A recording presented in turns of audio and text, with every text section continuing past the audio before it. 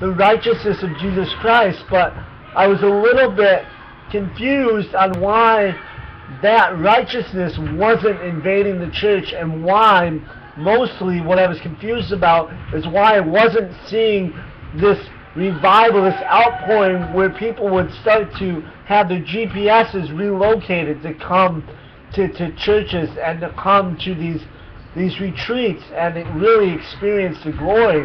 Why we weren't seeing thousands of people coming in to the retreat I'm working at, which is Blue Mountain Christian Retreat.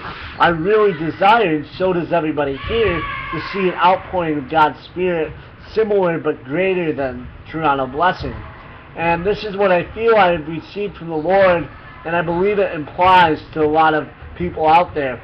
Now, in your ministry, you want to see it grow, right? But the problem is that we're not allowing the tide to come in all the way. So in order to see ministry grow, we need to let the tide flow in, and we need to let high tide happen.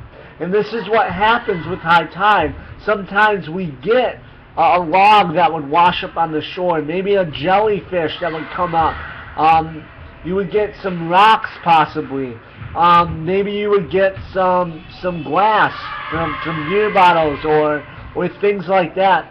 And you need to be okay with that. If you want God's power to come, you might have, if you really want to see the drug addicts and the prostitutes and the brokenhearted, the people with no fathers, the people that are really just dying for love, but they might not have everything together on the outside, you need to allow them to come in. And a lot of times we put these own things in our human thinking and say, oh, people with dreadlocks, like that's unsafe, we have to get them out of here.